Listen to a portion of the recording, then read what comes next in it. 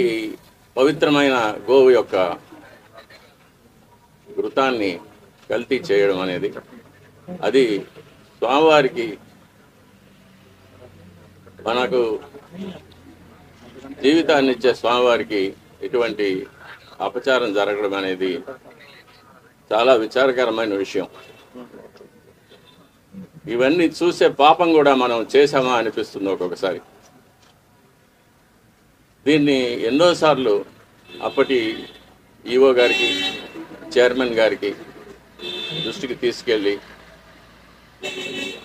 ఇలా ప్రసాదాల నాణ్యత సరిగ్గా లేదు, ముందులాగా లేదు, ప్రసాదాల పరిమాణాలు స్వామివారికి సరిగ్గా నివేదన కావడం లేదు, సరైన ఆగమ ఉక్తమైన కాలాల్లో స్వామివారికి నైవేద్యాలు జరగడం లేదని ఎన్నోసార్లు దృష్టికి తీసుకెళ్ళాం. కానీ లాభం లేకపోయింది. దీనికి మరొక కారణం నాది ఒంటరి పోరాటం అయిపోయింది. నాకు ఈ విషయాల్లో సహకరించేదానికి నా తోటి అర్చకులు ఎవరు కూడా వారి వారి వ్యక్తిగత కారణాల వల్ల ముందుకు రాలేదు. ప్రధాన పరిచారకులైన వాళ్ళు రాలేదు. కాబట్టి ఇది ఈ 5 ఏళ్ళు నిరభ్యంతరంగా ఈ మహాపాపం జరిగిపోయింది. ఫలితాలు కూడా నేను చూశాను, ల్యాబ్ రిపోర్ట్స్ చూశాను. ఇందులో కూడా వెజిటబుల్ ఫ్యాటు, అనిమల్ ఫ్యాటు, జంతువుల యొక్క కొవ్వు పదార్థం, స్థావరాల యొక్క జంగమాల యొక్క కొవ్వు పదార్థాలు కలిసినట్టుగా ల్యాబ్ రిపోర్ట్ను చూశాను. పరిశుద్ధమైన ఆవు పాలతో తయారు చేసిన నెయ్యిలో అది స్థావరమైనా కానీ జంగమైనా కానీ కొవ్వు పదార్థాలు కలవడానికి వీలు లేదు. అది ఇంప్యూరిటీస్ కింద లెక్క వస్తుంది. అభ్యంతరాలు ఎవరు పట్టించుకోలేదు స్వామి. ఎన్నోసార్లు ఇది దృష్టికి తీసుకువచ్చాను, ఈఓ గారి దృష్టికి, చైర్మన్ గారి దృష్టికి,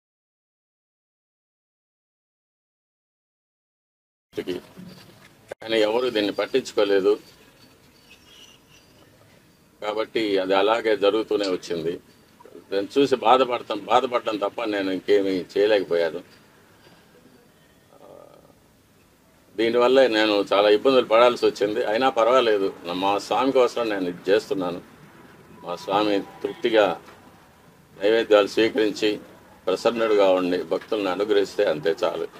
నా ఇబ్బందులు అది నాకు దాని గురించి నాకు ఎటువంటి కష్టం లేదు. నేను గత ప్రభుత్వం నా పైన చేసిన కొన్ని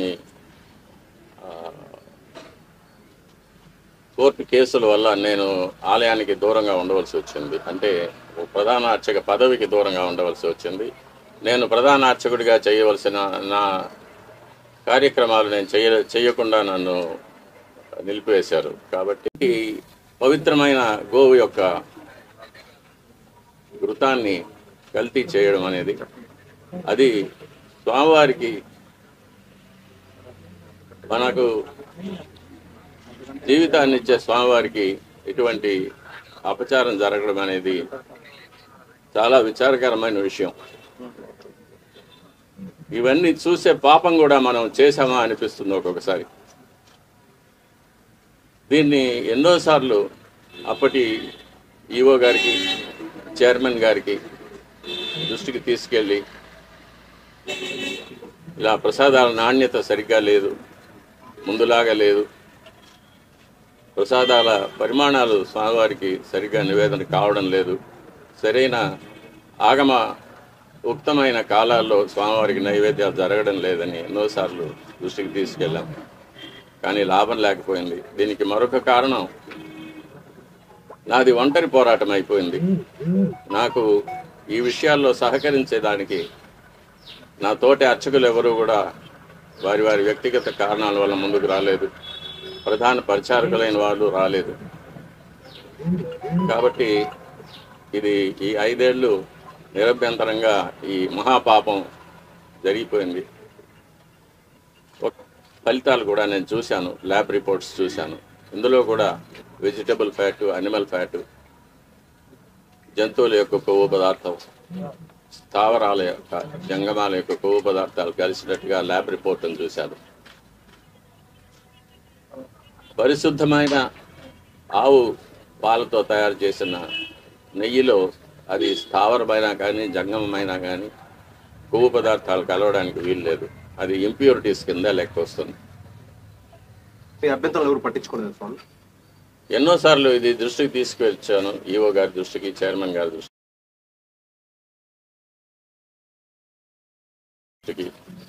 కానీ ఎవరు దీన్ని పట్టించుకోలేదు. కాబట్టి అది అలాగే జరుగుతూనే వచ్చింది. నేను చూసి బాధపడటం తప్ప నేను ఇంకేమీ చేయలేకపోయాను. దీనివల్లే నేను చాలా ఇబ్బందులు పడాల్సి వచ్చింది. అయినా పర్వాలేదు, మా స్వామి కోసం నేను ఇది చేస్తున్నాను. మా స్వామి తృప్తిగా నైవేద్యాలు స్వీకరించి ప్రసన్నుడుగా ఉండి భక్తులను అనుగ్రహిస్తే అంతే చాలు.